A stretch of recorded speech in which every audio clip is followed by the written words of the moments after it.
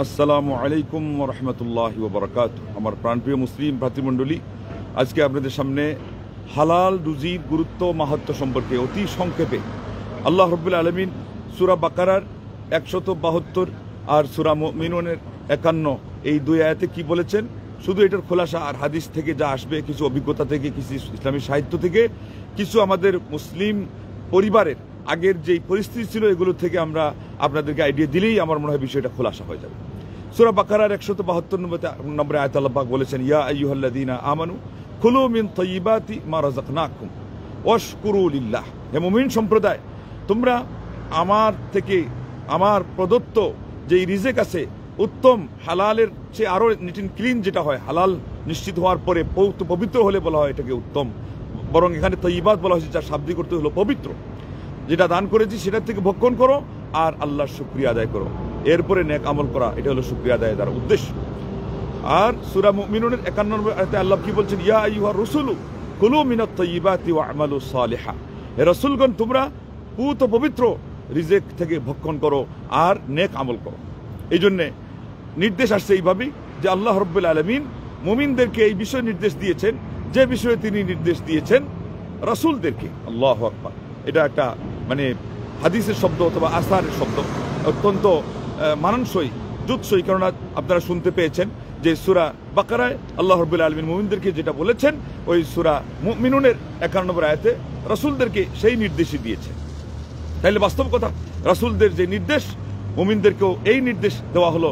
অতএব এটা হাদিসে থাকতেই পারে, আর না থাকলেও এটা হলো একটা আসার বা একটা প্রবাদের মতো আরবিতে এটা কথা বলাই আছে, ইন্নাল্লাহা আমারাল মুমিনিনা বিমা আমারা বিহিল মুরসালিন।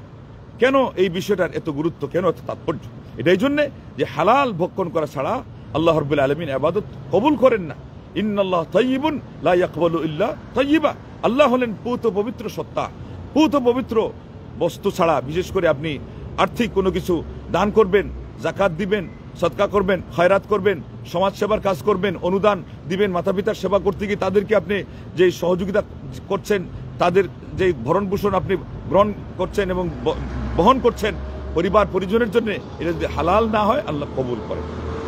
বরং হাদিসে আসছে, আইয়ুমা লাহমিন নাবাতা বিসুহতি ফান্নারু আওলা বিহ। যেই গোশতের টুকরাটা, যেই পিণ্ডটি হারাম থেকে পুষ্ট, হারাম থেকে গঠিত, সেটা জাহান্নামের আগুনের জন্যই বেশি যোগ্য। লা ইলাহা ইল্লাল্লাহ। এবার চিন্তা করে দেখেন, আজকে হারাম নিয়ে আমাদের এই পরিস্থিতি, যে হুলি খেলা শুরু হয়ে গেছে। হারাম ছাড়া সামান্য লোভ লালসা দিয়ে আমরা যেন পুষাতে পারছি না হালাল দিয়ে। কেমন কথা এটা হলো? অথচ বাস্তবে কথা হলো যে জামাআল হারামা ইলাল হালালি লিয়ুকসিরা ফাআতাল হারামু আলাল হালালি ফাবাহসারা। সামান্য হারামকে সে হালালের সাথে যুক্ত করেছে এই জন্য যে হ্যাঁ বেশি হবে, কিন্তু এটা তো মহাপাতকী। এটা এসে পুরা হালালটাকেই নষ্ট করে দিল, ধ্বংস করে দিল। সেই জন্য সালাফে সালিহিনদের যে বলছিলাম যে কিছু বলা হবে, তাদের পরিবারের লোকজন বলতো যে আমরা না খেয়ে থাকতে পারবো, সমস্যা নাই, কিন্তু হারাম এক টাকা, এক পয়সা আমাদের পেটে যেন না যায়। লা ইলাহা ইল্লাল্লাহ।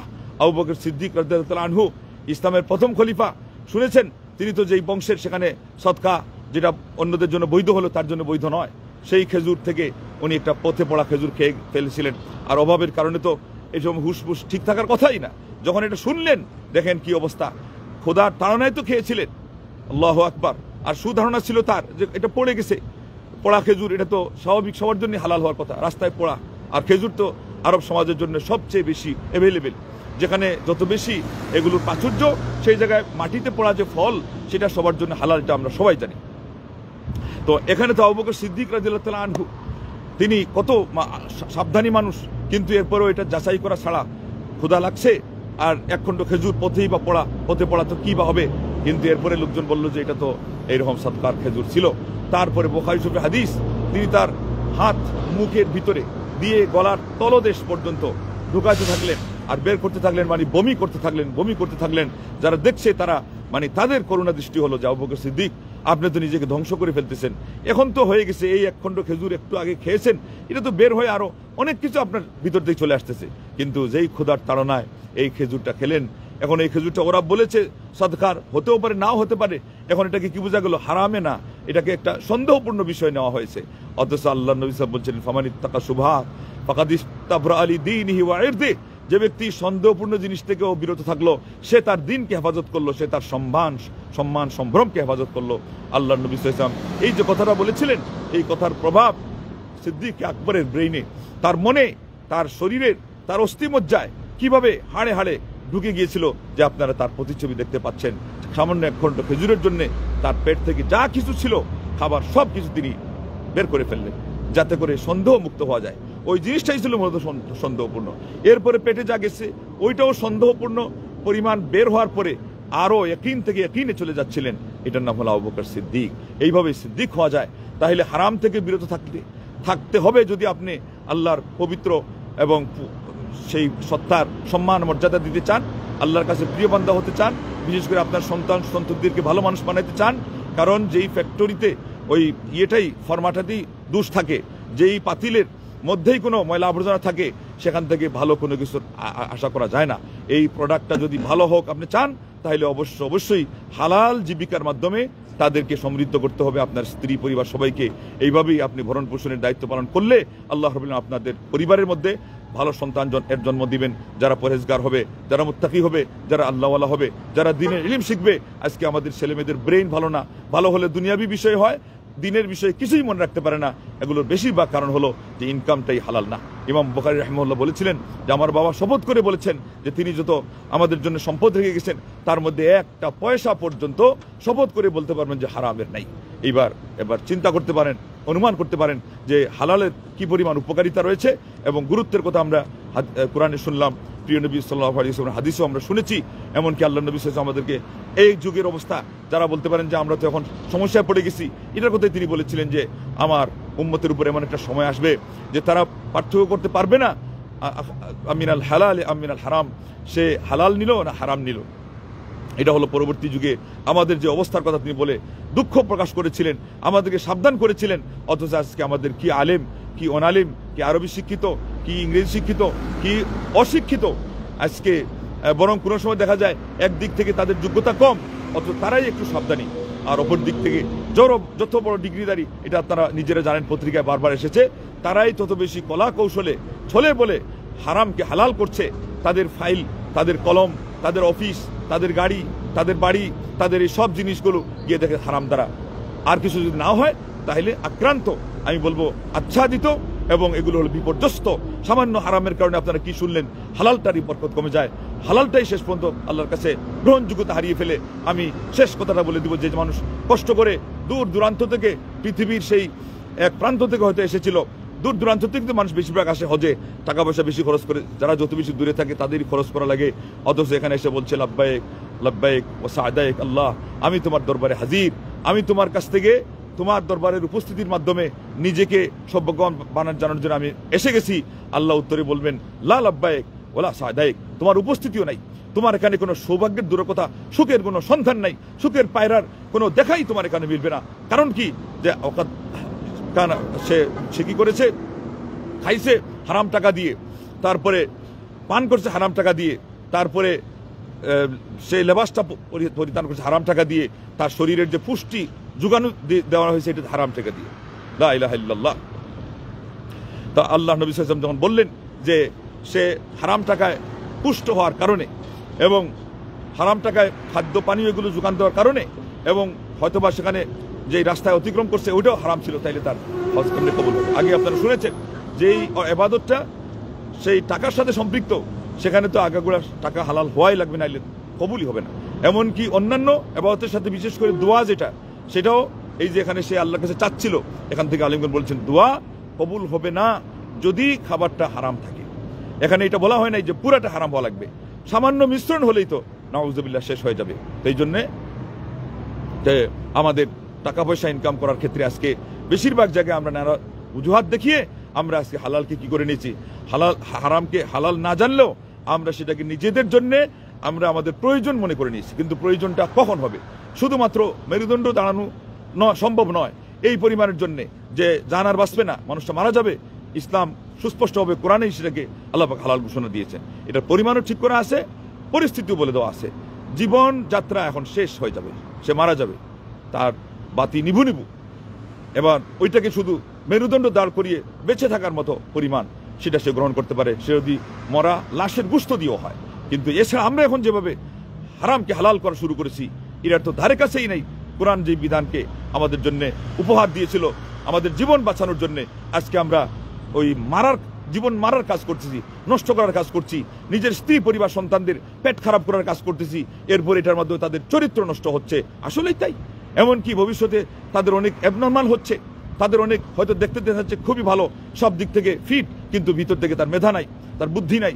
আর কিছু যদি সব থাকার পরেও যদি হারিয়ে ফেলে সে তাকওয়া, তাইলে পরে আর কোনো কিছু হারানোর দরকারই নেই, তার তো আসল সম্পদটাই হারিয়ে গেল। ঈমান তার হারিয়ে যাবে যে কোনো মুহূর্তে। তাকওয়া যেটা আল্লাহর ভয়, এটা হলো আমাদের সবচেয়ে বড় জিনিস ছিল।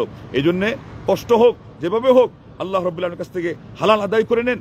হালাল রিজিক পাচ্ছেন না, আল্লাহর কাছে তাহাজ্জুদ পড়েন, কান্নাকাটি করেন। এর মাধ্যমে আল্লাহর সাথে সম্পর্কও নিবিড় হবে, ইবাদত বেশি করে করা হবে। মূল টার্গেট রাখবেন ইবাদত, আল্লাহকে রাজি খুশি করা। সেই সাথে হালাল রিজিক, এটাও তো একটা ইবাদতের ফাংশন। আপনি বলবেন যে আল্লাহ আমি এই জন্য আপনাকে বলছি, আল্লাহ আমার হালাল রিজিক ছাড়া হবে না। আমার পরিবারকে আমি এক টুকরো হারাম খাবারের রুটি পর্যন্ত তাদের মুখে এবং একটা দানা খাবার আমি দিতে চাই না।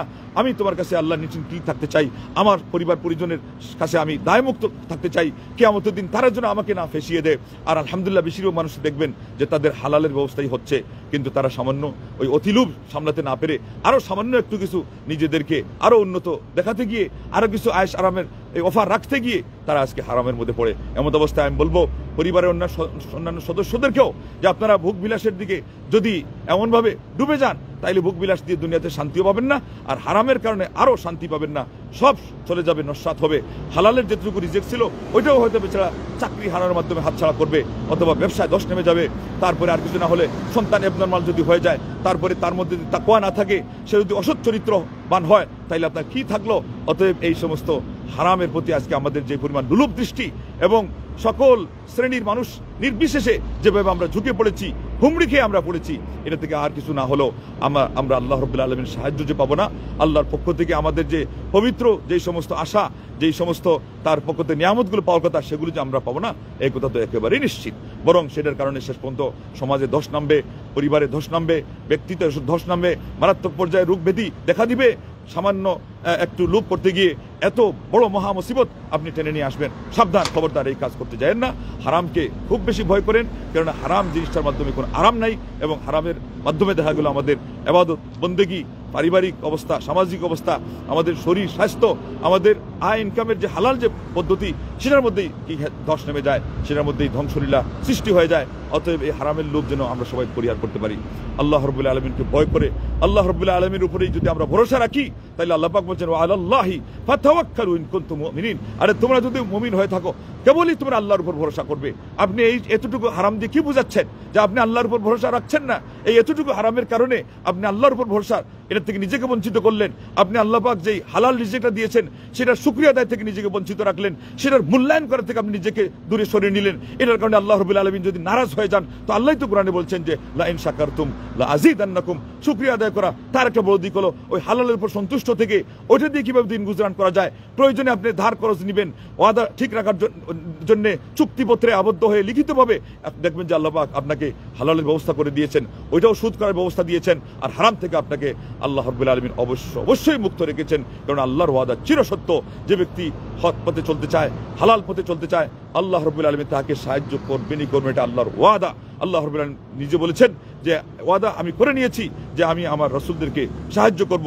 ঠিক তদ্রূপ আল্লাহ ওয়াদা করেছেন তিনি মুমিন বান্দাদেরকে সাহায্য করবেন, এবং এটাতে আপনি আল্লাহর দ্বীনের সাহায্য করতেছেন। যারা আজকে এই কথাগুলো প্রচার করবেন, প্রসার ঘটাবেন, তারা কিন্তু আল্লাহর দ্বীনের সাহায্য করছেন। সেই জায়গায় তো আল্লাহ সুস্পষ্ট ওয়াদা দিয়ে বলেছেন ইন তানসুরুল্লাহ ইয়ানসুরকুম ওয়া ইউসাব্বিত আকদামাকুম। তোমরা যদি আল্লাহর দ্বীনকে সাহায্য করো, আল্লাহ তোমাদেরকে সাহায্য করবেন, তোমাদের পদব্রজকে, পদযুগলকে মহান রব্বুল আলামিন তিনি সুপ্রতিষ্ঠিত করবেন। তার মানে হকের উপরে অটল রাখবেন, আল্লাহ সঠিক দ্বীনের উপরে আপনাকে অবিচল রাখবেন। আল্লাহ রাব্বুল আলামিন আপনার ঈমানকে মজবুত করে আপনার অন্তরে বিদ্ধ রাখবেন। আল্লাহ রাব্বুল আলামিন আপনার আকীদাকে আল্লাহ সুষ্ঠুভাবে বক্ষ দেশে ধারণ করার তৌফিক দান করবেন। আল্লাহ পাক আপনি যত কষ্টের মধ্যে থাকেন না কেন, যত টানাপোড়ার মধ্যে থাকেন না কেন, মহান রব্বুল আলামিনের মধ্যে বরকত দিবেন, তার গায়বী সাহায্য দিয়ে আল্লাহ আপনাকে সমৃদ্ধ করবেন। আল্লাহ যেন আমাদেরকে তাই করেন, আমাদের জীবনটাকে আল্লাহ ধন্য করেন, আমাদেরকে আল্লাহ রাব্বুল আলামিন সব ধরনের হারাম থেকে, শিরক, কুফরি, মুনাফিকি, সেগুলো থেকেও যেমন মুক্ত থাকার জন্য আমরা আল্লাহর কাছে তৌফিক চাইবো, চেষ্টা করবো, আপ্রাণ চেষ্টা চালাবো, ঠিক তদ্রুপ এই আয় ইনকামের হারামের কারণে যে আজকে আমাদের সংসার থেকে বরকত চলে যাচ্ছে, শান্তি বিদায় নিয়ে চলে যাচ্ছে, এমনকি পরস্পর হানাহানি, হিংসা, বিদ্বেষ, আপনজনদের মধ্যে গরমিল এবং মনের ভিতরকার যে অনীহা, নিজেদের মানুষের মধ্যে যেটার আন্তরিকতা, হৃদ্যতা, মমত্ববোধ সবচেয়ে বেশি থাকার কথা, সর্বোচ্চ থাকার কথা, সেই জায়গায় ভাটা পড়েই নাই শুধু, বরং ধস নেমে গেছে এবং একজন আরেকজনের শত্রুতে পরিণত হয়ে গেছে। আমরা এটা বেশিরভাগ কারণ গিয়ে দেখবেন ইনকামের মধ্যে, আয় ইনকাম রোজগারের মধ্যে আমরা হালালের জন্য যেই পরিমাণ চেষ্টা থাকার কথা, যেই পরিমাণ গুরুত্ব দেওয়ার কথা কোরআন সুন্নাতে বলা আছে এবং আরবি সাহিত্যে বলা আছে, আমরা সেটার গুরুত্ব দেই নেই। সেই জন্য আজকে আমাদের এই দুরবস্থা। আমরা অনেক কিছু আয় ইনকাম করার পরেও, গাড়ি বাড়ি ব্যাংক ব্যালেন্সের মালিক হওয়ার পরেও দেখেন গিয়ে আর যদি সব কিছু ঠিকও থাকে, মনের ভিতরে কিন্তু শান্তি নেই। এই সুখ নামের যে পায়রাটা, এটা কিন্তু প্রাচুর্য দিয়ে হয়, এটা আমরা সবাই জানি। একজন গরিব মানুষ হালাল পথে চলে, সালাদটা আদায় করে, আল্লাহর উপর ইমান আছে, ভরসা আছে, সে নুন ভাত খেয়ে যে যখন আলহামদুলিল্লাহ বলে উপরের দিকে তাকায়া, তার মনের ভিতর থেকে যে শান্তির যে একটা বাণী, যে বার্তা উৎসারিত হয়, রাজা বাদশাদের আজকে খুরমা পোলাও, এমনকি আস্ত আস্ত উঠ, এগুলো খায়াও তারা যখন এই দস্তরখান থেকে উঠে, আপনি বাস্তবেই দেখবেন যে এদের মধ্যে ওই পরিমাণ সুখের অনুভূতি নাই। আল্লাহু আকবার। তাইলে আসল সুখ কোন জায়গায়? নিজেরা সচক্ষে আমরা দেখতে পাচ্ছি। এই জন্য আল্লাহর কাছে পরিশেষে দোয়া করবো, আল্লাহুম্মা কফিনা বিহালালিকা আন হারামিক ওয়া আগনিনা বিফদলিকা আম্মান সিওয়াক। এটাও বলবেন, এক বচনে বললে, নিজের জন্য বললে বলবেন, আল্লাহুম্মা কফিনি বিহালালিকা আন হারামিক ওয়া আগনিনি বিফদলিকা আম্মান সিওয়াক। আল্লাহ, তুমি আমাকে হালালের মাধ্যমে হারাম থেকে মুক্ত রাখো, আর আমাকে তোমার অনুগ্রহে তুমি ছাড়া সবার থেকে আল্লাহ প্রয়োজন মুক্ত রাখো। শুধুই তোমার দরবারের ফকির হয়ে থাকি, আমাকে তুমি তোমার দরবারের ফকির হয়ে রাখো। এইভাবে যদি আত্মমর্যাদায় বলিয়ান হতে পারেন, ইমানের শক্তিতে নিজেকে সমৃদ্ধ করতে পারেন, আল্লাহ রাব্বুল আলামিন আপনাকে সাহায্য করবেনই করবেন, দুনিয়াতেও করবেন, আখিরাতেও করবেন। আল্লাহর জন্য তাই করেন, আমাদেরকে জান্নাতবাসী করেন, জাহান্নামের আযাব গজব থেকে হেফাজত করেন, আর এই হারামের মাধ্যমে যে দোয়া কবুল না হওয়ার যে অভিশাপ, সেটা থেকে আল্লাহ আমাদেরকে উদ্ধার করেন, এবং অসুখ বিসুখ আর অশান্তি এবং পারস্পরিক যে আপনার সেই সম্পর্কের মধ্যে ঘাটতি, এগুলো থেকে আল্লাহ আমাদেরকে উদ্ধার করেন। আমিন। ওয়া আখিরু দাওয়ানা আনিল হামদুলিল্লাহি রাব্বিল আলামিন। আসসালামু আলাইকুম ওয়া রাহমাতুল্লাহি ওয়া বারাকাতুহু।